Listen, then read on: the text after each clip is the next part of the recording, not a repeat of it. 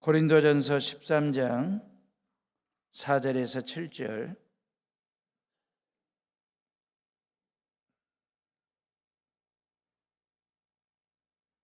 찾았으면 저랑 같이 읽습니다.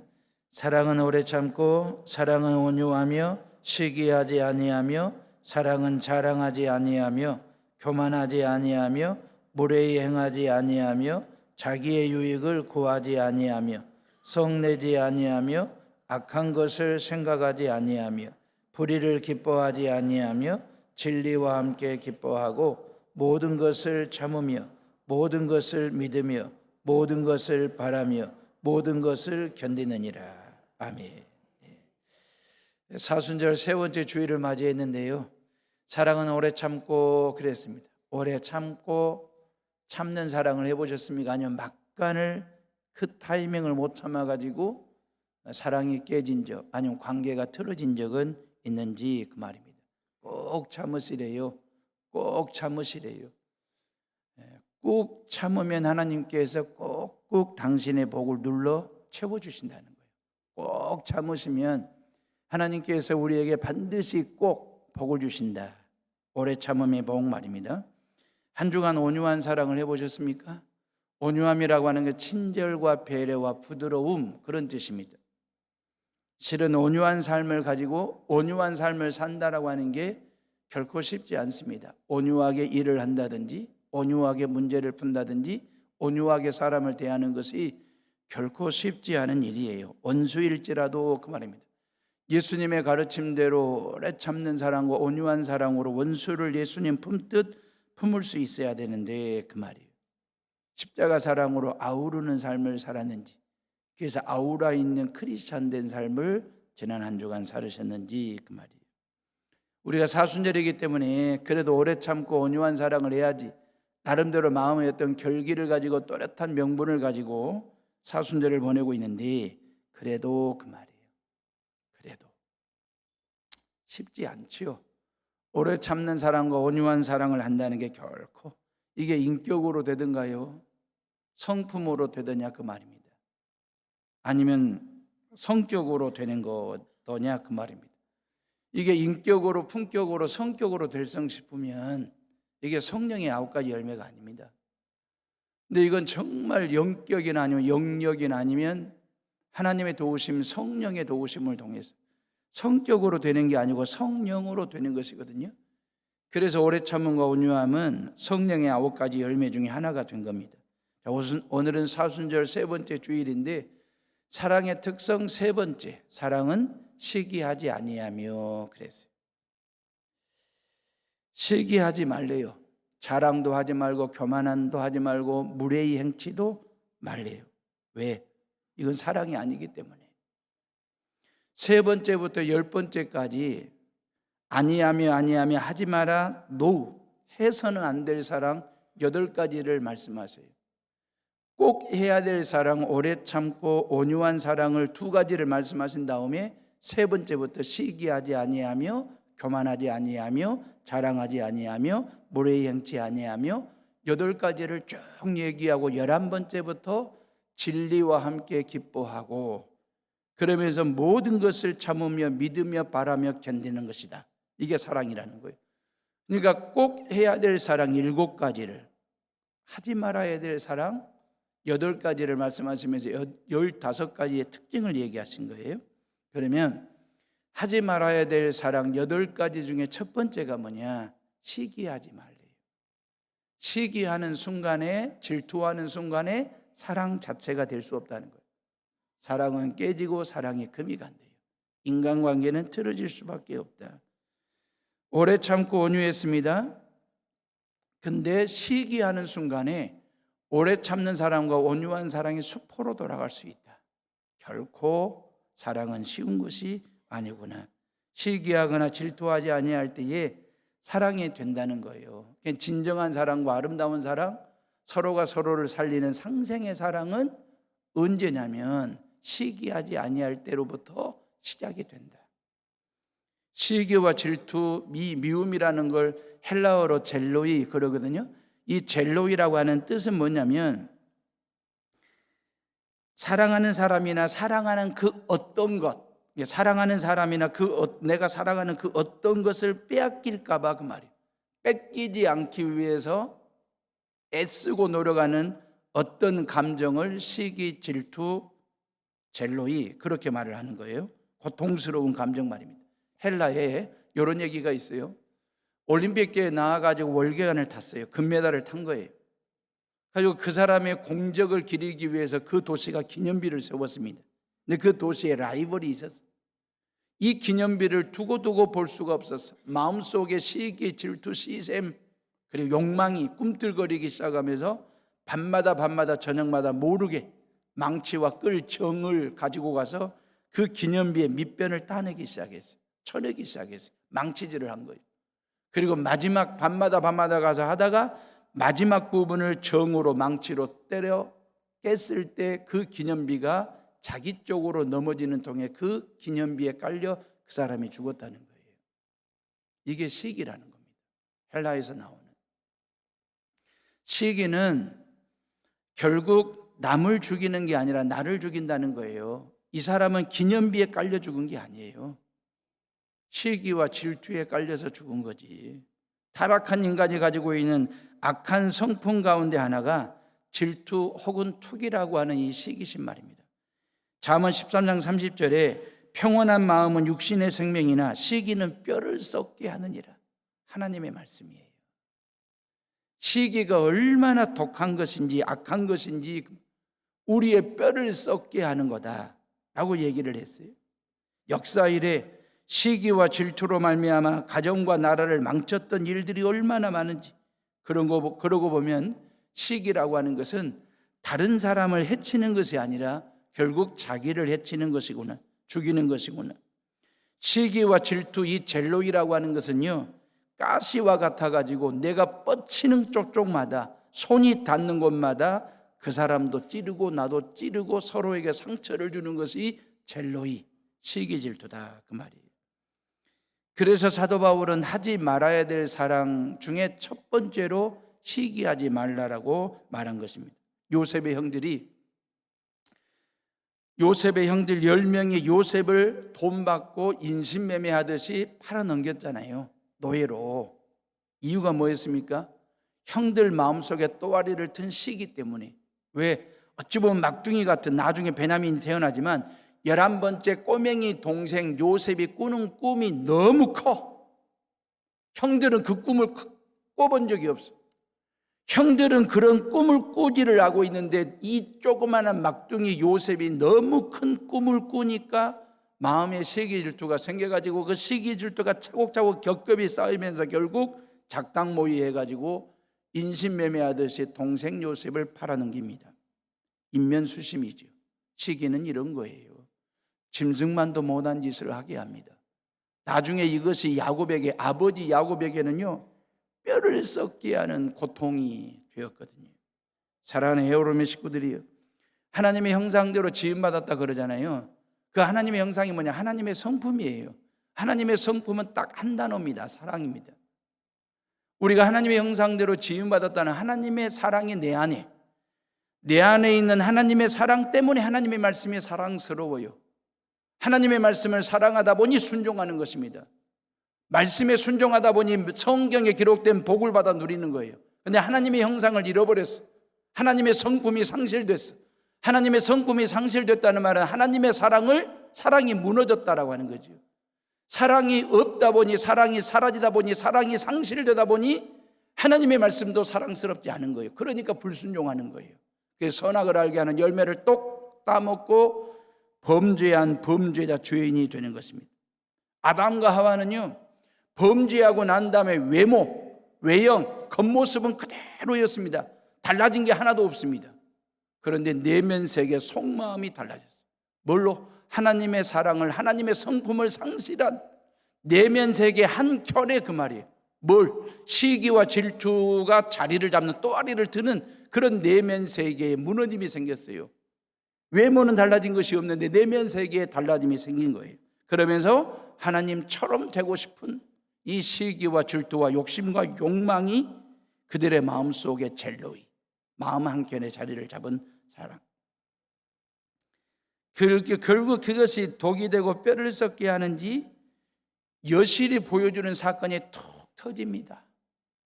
형제지간에 뭐하다가? 사업하다가? 아닙니다.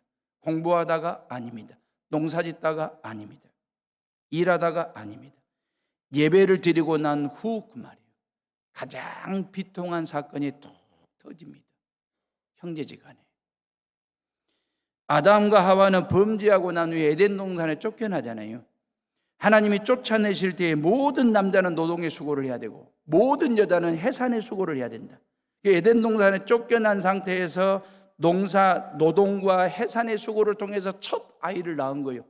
이 아이를 너무 힘들게 낳아서 그래서 이름을 가인이라고 이름을 붙인 거예요. 첫 아들 이름을 가인이라고 붙인 거죠. 그러니까 농업과 목축업은 고대 사회를 떠받드는 아주 중요한 직업군 두 종류, 이 농사와 목축이라고 하는 것은 어느 것이 우월하고 어느 것이 열등한 것은 아닙니다.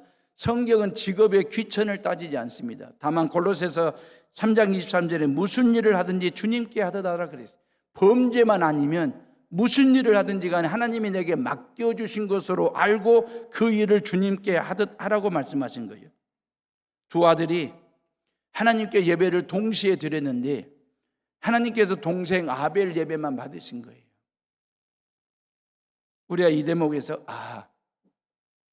하나님이 안 받으시는 예배도 있구나. 이거 인정하자고요. 이거 확인하자고요.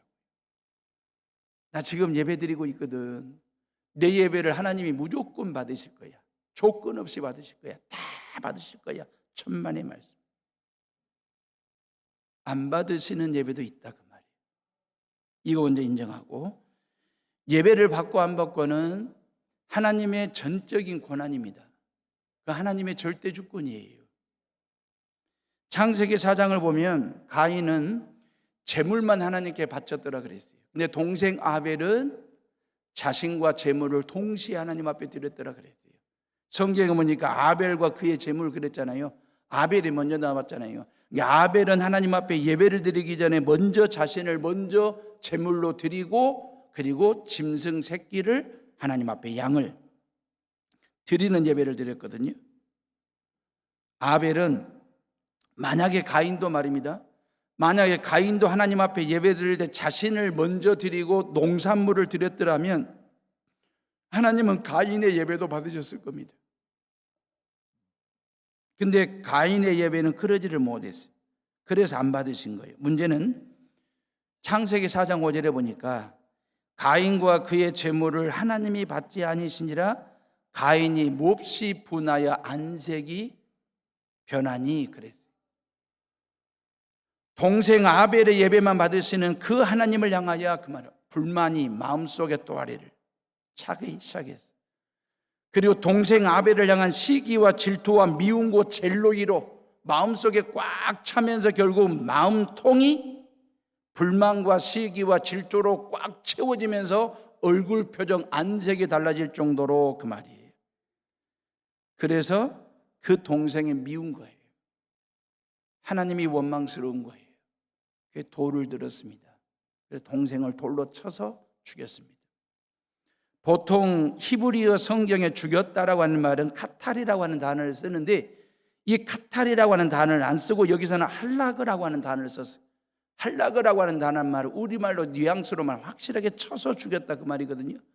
다시 말하면 돌로 치면서 죽었는지 안 죽었는지를 확인하면서 계속해서 돌로 쳤다 그 말이에요. 죽을 때까지. 이게 할라그예요. 얼마나 잔인한지 아시겠지요? 시기가, 질투가. 할라그 합니다. 아무도 모를 거라고 생각했어요. 근데 하나님은 보고 계셨어요. 그래서 하나님이 그 가인을 찾아오신 거예요. 왜 찾아왔을까요? 사랑하기 때문에. 그런 가인마저도 포기할 수가 없어서 찾아오셔가지고 가인에게 뭐라고 질문을 하시냐면, 가인아, 네 동생 아벨이 어디 있느냐 그 말. 이건 윤리적인 질문이에요. 아담과 하와가 범죄했을 때 하나님이 찾아오셔서 아담아 네가 어디 있느냐 물었거든요. 이 질문은 신앙적인 질문입니다. 신앙적인 부름이에요. 근데 가인에게 가인아 네 동생 아벨이 어디 있냐? 아벨이 어디 있냐고 묻는 이 질문 윤리적인 질문이에요. 다시 말하면 네가 마땅히 사랑해야 할 그 사람이 어디 있느냐 그 말이거든요. 가인을 찾아오셔서 네 동생 아벨이 어디 있느냐고 물으시는 그 하나님이 이 사순절에 저와 여러분들에게 찾아오셔서 너희들이 마땅히 사랑해야 할 그 사람이 어디 있느냐라고 물으신다면 그 말이에요. 저와 여러분들에게 이 시간에 이 질문 앞에 그 말이에요. 네가 마땅히 사랑해야 될, 돌봐줘야 될 그 사람이 어디 있느냐 물으시는. 사랑하는 에오름의 식구들이여, 최초의 살인은 형제간에 일어났습니다. 뭘로? 돈 때문에? 아닙니다. 땅 때문에? 아닙니다. 재물 때문에? 아닙니다. 예배 드리고 난 후 그 말이에요. 터진 것입니다. 뭐 때문에? 시기와 질투와 미움과 증오 때문에.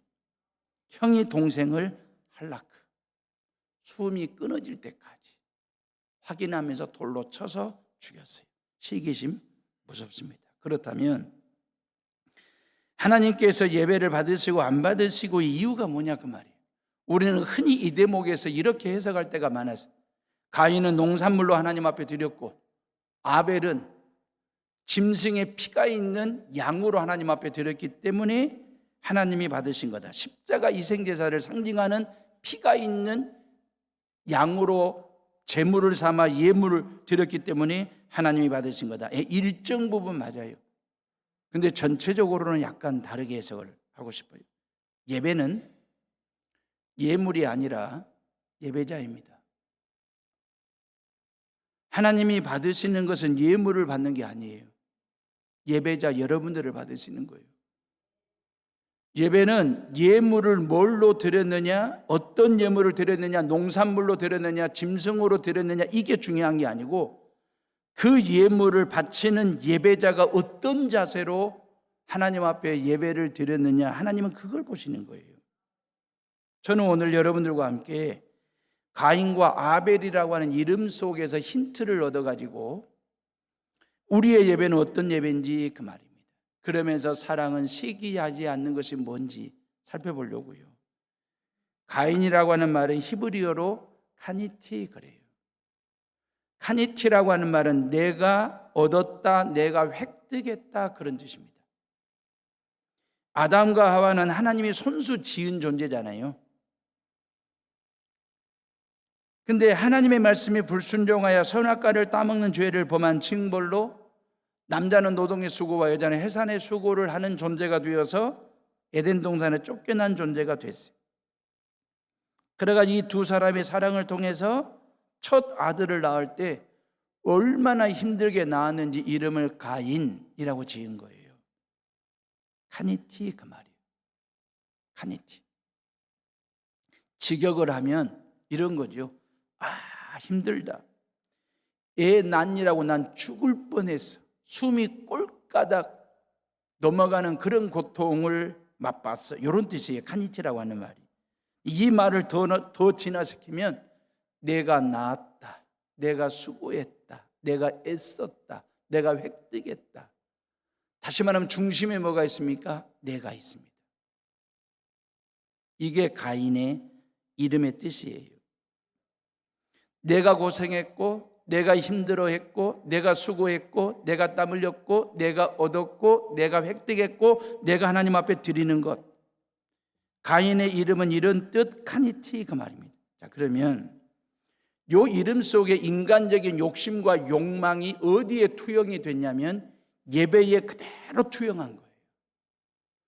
그러면서 그 예배를 드리면서 내가 나여 그 말이에요. 내가 수고한 것, 내가 애쓴 것, 내가 노력한 것, 내가 땀 흘린 것, 내가 얻은 것, 내가 획득한 것으로 하나님 앞에 이 시간 드리니 그 말이에요. 내가 내 것으로 하나님 앞에 드리니 그 말이에요. 하나님 받으십시오. 없소죠. 이 욕심과 이 욕망이 요 가인이라는 카니티라고 하는 말 속에 담긴 그런 정신, 그런 사고, 그런 마음, 그런 자세를 가지고 하나님 앞에 첫 예배를 드린 거예요. 이게 가인은 이게 진짜 예배인 줄 알았지. 하나님이 받으실 만한 예배인 줄 알았지. 그 예배의 센터, 그 예배의 중심에 누구를 놓고? 내가 놓고, 내가 수고했으니까, 내가 애썼으니까, 내가 노력했으니까, 내가 얻었으니까, 내가 획득한 것으로 하나님 앞에 드리니 하나님은 자연스럽게 자동적으로 이 예배는 받으셔야 될 예배, 이 공식 말입니다. 왜 하나님이 가인의 예배를 안 받으셨는지 아시겠죠? 하나님을 향한 예배가 아닙니다. 하나님을 위한 예배가 아닙니다. 하나님을 높여드리는 예배가 아닙니다. 내가 나 자신을 위하여 내 것을 드리는 예배의 그 말입니다. 하나님이 낄 틈이 없습니다. 하나님의 자리가 없습니다. 예배를 드리고 있는데 그 말이에요. 가인은 내 것을 드린다고 생각한 거죠. 다시 말하면 은혜의식이 없는 거예요. 은혜 신앙이 없는 거예요. 모든 것이 하나님의 은혜입니다. 당연한 것이 아니라 모든 것이 하나님의 은혜이다라고 하는 이런 은혜 신앙이 없는 상태로 드리는 예배의 그 말이에요. 이런 찬양과 이런 믿음이 없는 예배의 그 말입니다.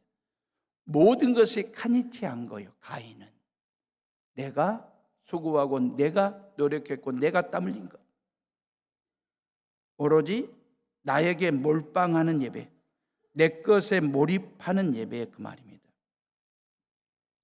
그래서 하나님이 당연히 받을 줄 알았는데 안 받으시니까 화딱지가 나고 부해가 치밀어 오른 것입니다. 하나님, 그럴 수 있습니까?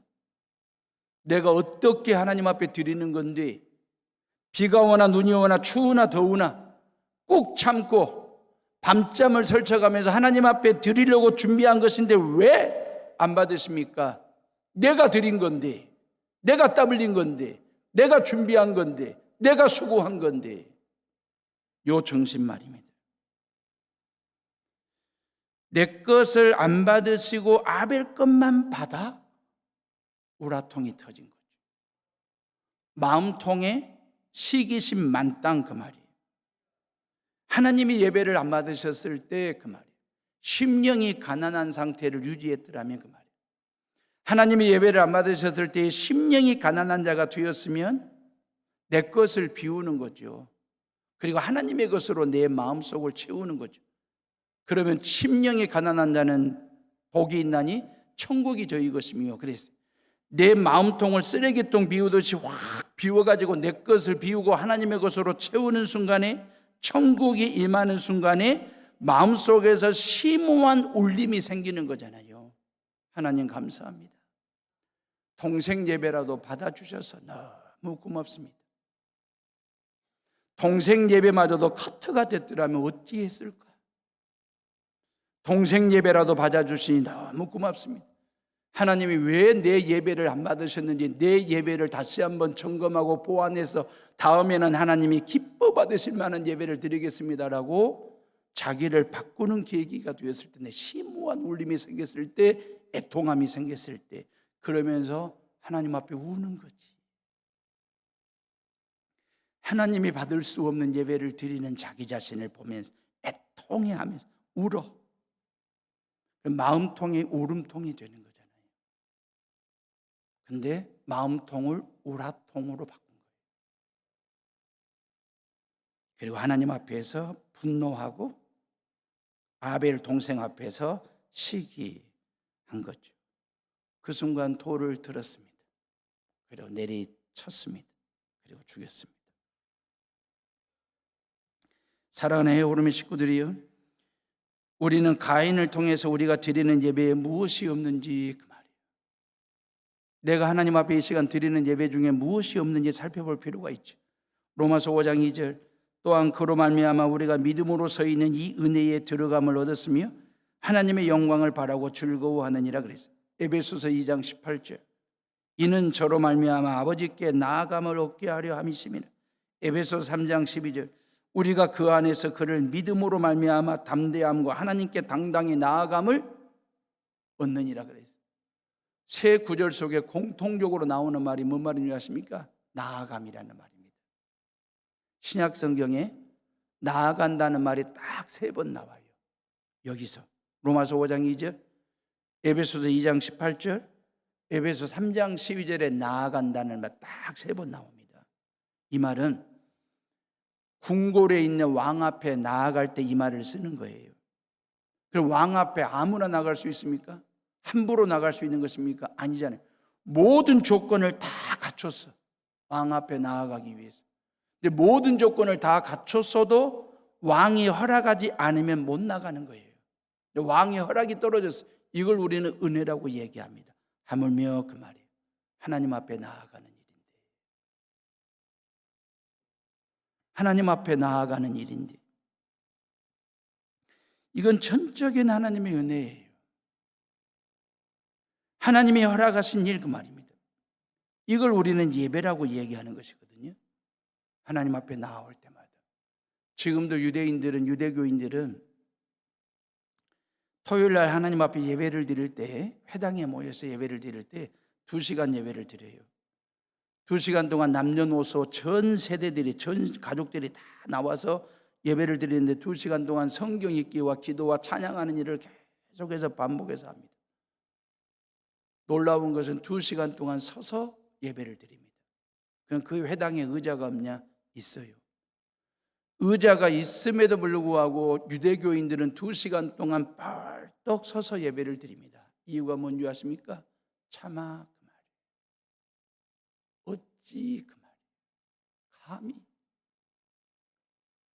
이런 죄인이 하나님 앞에 어찌 감히 앉아서 하나님을 예배할 수 있느냐 그 말이에요.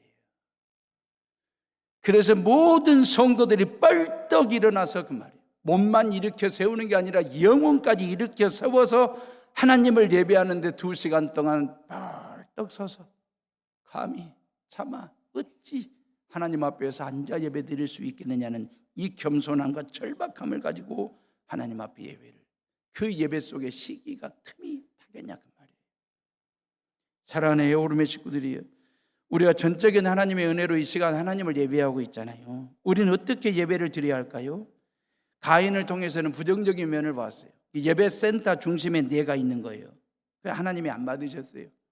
아벨을 통해서는 긍정적인 면을 살펴볼 텐데, 아벨이 드린 예물은 양이었습니다.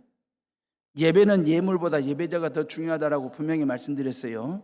곡식이냐 양이냐가 중요한 게 아니라 어떻게 드렸느냐, 이 점을 보려고 하는 거예요. 창세기 4장 4절에 보면 아벨은 자기도 양의 첫 새끼와 그 기름으로 드렸더니 그랬어요. 이 대목을 히브리어 성경 원어대로 직역을 하면 아벨도 자기가 기르는 첫 새끼 가운데 가장 좋은 부위를 골라 하나님 앞에 제물로 드렸더라 그 말이에요. 수십 마리의 양들 중에 손에 잡히는 양 한 마리 잡아서 드린 것이 아니라 그 수십 마리의 양들 중에 가장 좋은 것, 가장 귀한 것, 이걸 잡아서 하나님 앞에 예물로 드렸다, 바쳤다라고 하는 것. 다시 말하면 자기가 가지고 있는 최상의 것으로 최선을 다해서 하나님을 예배했다, 그런 뜻이거든요. 자, 그러면 아벨은 어떻게 그렇게 할 수 있었을까? 이름에서 힌트를 찾을게요. 아까 가인은 카니티 요 얘기했어요. 히브리어로 아벨은 하벨에서 나온 말이에요. 하벨이라고 하는 말은 숨, 호흡, 그런 뜻입니다. 지금 우리에게 숨이 붙어 있잖아요. 우리는 지금 호흡을 하고 있잖아요. 그래서 지금 생명체잖아요. 살아 움직이는 숨과 호흡이 붙어 있기 때문에. 근데 이 하벨에서 아벨이 나온 거예요. 근데 아벨이라고 하는 뜻은 헛되다, 그 뜻입니다. 솔로몬이 전도서에서 헛되고 헛되니 모든 것이 헛되다 할 때 그 헛되다가 아벨이에요. 그러면 아벨이 왜 헛되다는 말일까? 그 말이에요. 아벨이 망상주의자 아니면 허무주의자, 허무주의자라는 것일까? 아닙니다. 아벨이 헛되다라고 하는 말은 이런 거예요. 하나님께서 나를 떠나시면 그 말이에요. 내가 하나님에게서 떨어지면 그 말이에요. 멀어지면 그 말이에요. 나는 아무런 존재 가치가 없는 헛된 존재. 이게 아벨이에요. 아벨은 그런 마음 갖고 하나님 앞에 예배를 드립니다. 하나님께서 내게 숨을 주시고 호흡을 주셔서 그 말이에요. 나로 하여금 생명체가 되게 하신 것처럼, 나로 하여금 가치 있는 존재, 나에게 호흡 있는 존재가 되게 하신 것처럼, 하나님께서 지금 당장 내게서 숨을 거두시고 호흡을 멈추게 하시면 그 말이, 나는 아무 쓰잘데기 없는 헛된 무가치한 존재가 될 수 있다. 아벨, 이 마음 갖고. 그러니 그 예배의 중심에 누가 있겠어요? 내가 있을 수 없지. 그 예배의 중심에 하나님이 계시는 거예요. 하나님께서 나로 하여금 숨을 쉬게 하시기에, 나에게 호흡을 주셨기에 지금 이 시간 이 예배를 하나님 앞에 드릴 수 있고, 나를 번제물로 하나님 앞에 올려드릴 수 있는 것, 이걸 인정하는 것, 이걸 예배라고 얘기하는 것입니다. 그러니 주여, 나를 떠나지 마십시오. 나와 영원토록 함께 해 주십시오. 하나님이 내게서 떠나면 내 숨은 금방이라도 지금 멈출 수 있습니다. 내 호흡이 끊어질 수 있습니다. 그러면 나는 아무런 가치 없는 헛된 존재가 될 수 있습니다라고 하는 이 절박한 심정을 가지고 하나님을 예배하는 것. 주일날은요, 이 예배는 내가 하나님께 찰싹 달라붙어 있는지 이거 확인하는 시간이에요. 하나님과 나와의 거리가 멀어져 있는지 가까이 있는지 찰싹 달라붙어 있는지 소원한지 이걸 확인하는 것 말입니다. 그래서 하나님 없으면 저는 못 삽니다. 저는 아벨입니다. 헛된 존재입니다. 하나님의 아벨, 하나님의 생명이 없으면 아벨, 나는 헛되고 헛된 존재라는 사실을 고백하고 또 고백하는 것. 그러면서 예배 시간에 하나님, 하나님, 주여, 주여, 주여, 주여, 이 고백을 하는 것. 가인은 예배를 드릴 때 카니티한 거예요. 내가 얻었다, 내가 획득했다. 그래서 그 예배의 센터에 내가 나여 한 거예요. 근데 아벨은 그 중심 센터에 하나님을 둔 거죠. 그래서 나여가 아니라 주여 주여 주여 한 거예요. 주일 예배는 지난 한 주간 동안 너무 바쁘게 살았어. 너무너무 분주하게 살았어. 그래서 내가 나여 그렇게 살던 사람들이 주일날 와가지고 주여 주여 주여 주여로 다시 바꾸는 터닝 포인트 시간이 예배. 이 예배를 통해서 예배의 중심에 내가 있는 것이 아니라 십자가에 죽으신 우리의 희생양 되시는 예수 그리스도를 내 예배의 중심에, 생각의 중심에, 삶의 중심에, 사고의 중심에 예수로 다시 자리를 잡게 하는 것, 그게 예배예요. 그리할 때 시기가 생기지 않습니다. 오래 참는 사랑과 온유한 사랑을 할 수 있어요.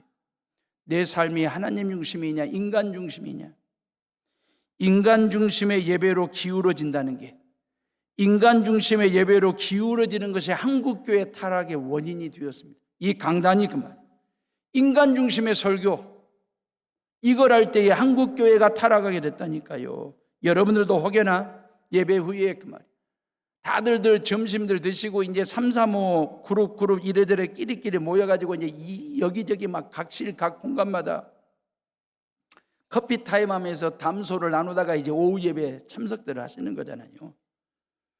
그러면서 교인들끼리 모여가지고 커피 마시면서 오늘 예배 어땠어? 반응들을 물어보는 거잖아요. 주일 예배 품평회를 하는 거예요. 오늘 예배 어땠냐고, 오늘 설교 어땠냐고. 반응들이 다양할 수 있지요. 은혜 많이 받았어. 너무 좋았어.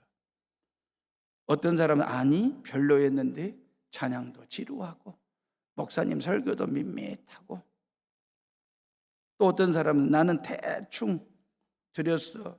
은혜가 안 되었다고, 별로였다고. 뭐 다양한 반응들을 할 수 있어요. 그런데 하나님께 드리는 예배가 별로일 수 있을까요? 대충 드려도 될까요? 설교가 그렇고 그렇게 들어도 될까요? 그 지극히 인간 중심의 예배잖아요. 잘 들어보세요. 은혜는 예배를 통해 내가 받는 결과요 축복입니다. 예배를 통해서 내가 하나님과 1대1의 관계를 통해 내가 받는 은혜의 결과요 선물이지만 은혜 받는 것이 목적이 되어서는 안 됩니다. 잘 들으셔야 돼요. 은혜 받는 것이 예배의 목적이 되면 안 돼요. 우리가 왕이신 하나님 앞에 예배자가 된 그 순간 그때 나는 하나님께 받을 은혜를 다 받은 사람들이에요. 내가 예수 그리스도를 구주로 믿고 영접하는 순간에 죄사함 받고 하나님의 자녀가 된 그날, 구원받은 그날 나는 하나님께 받을 은혜를 몽땅 다 받은 사람이에요. 예배는 행복해야 하지만 느낌이 좋다고 행복한 예배이냐 그 말이에요. 내 느낌이, 내 감정이 좋아. 그래서 나는 행복한 예배를 드렸고 은혜로운 예배를 드렸다. 내 귀가 즐거웠어. 딱 듣기 좋은 설교를 했어. 예배가 전체적인 1시간 10분짜리 예배가 너무 느낌이 좋아. 내 감정에 충실한 예배야. 그래서 행복한 예배고 은혜로운 예배. 그겁니까? 예배는. 그 예배 드리려고 오신 거예요. 예배는 하나님이 기뻐하시면 돼.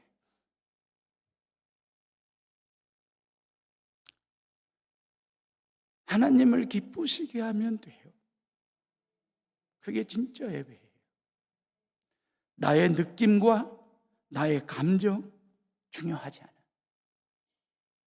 오로지 이 예배를 통해서 하나님이 영광 받으시면 되고 이 예배를 통해서 하나님이 기뻐하시면 되는 거예요.